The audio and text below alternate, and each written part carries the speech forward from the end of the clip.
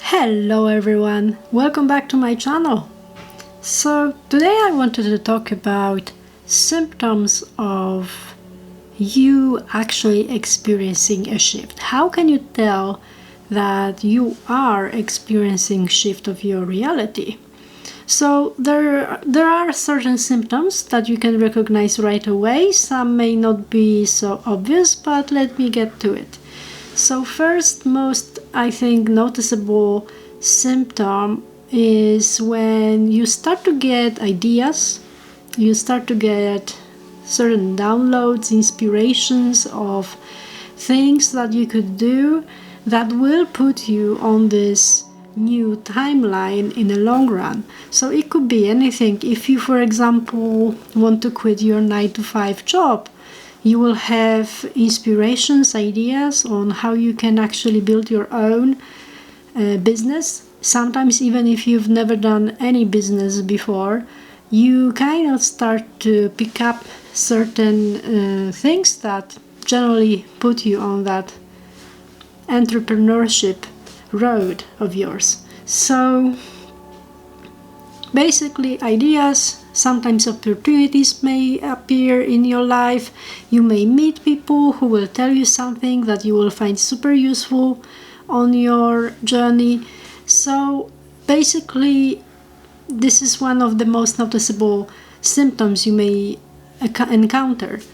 Another symptom that may be not so obvious would be appearance. So even though you will look yourself in the mirror every day, you may not see this right away, right? But people will see you in a different light. They will notice that your face looks somewhat different, even though they cannot really explain what is so different with you or what is so different about you. Your eyes may, for example, become clearer, more shiny.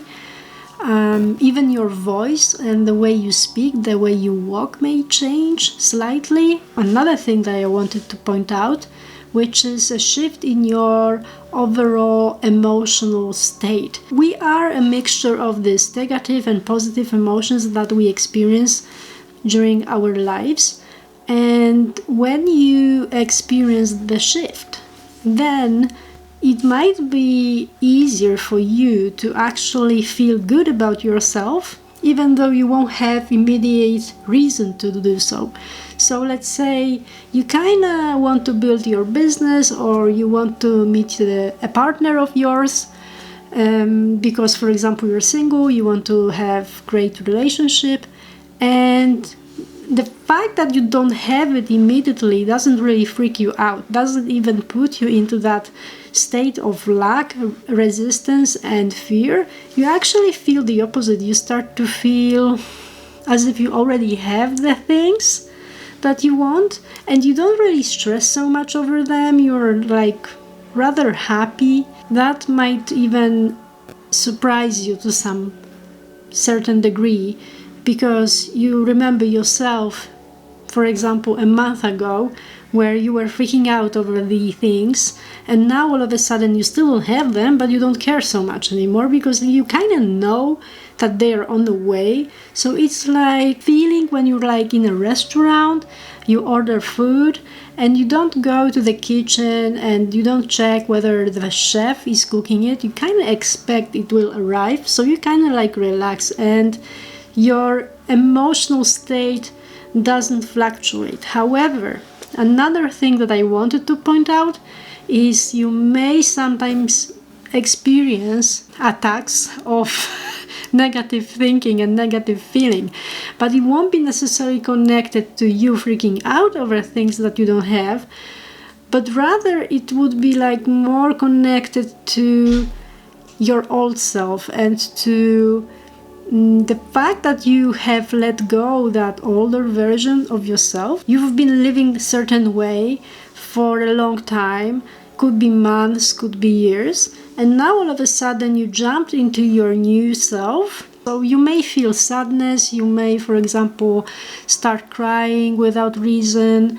you may feel sad and you will not be able to wrap your head around it. So you kind of have these mood swings when you are in this transition phase, where you are letting go of your old self and you are welcoming the new self. As you make the shift, you kind of start behaving in a different way.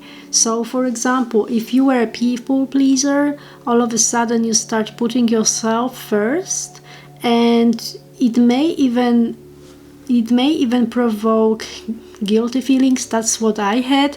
I felt a little bit guilty because I used to put others' needs first, and now I'm doing it.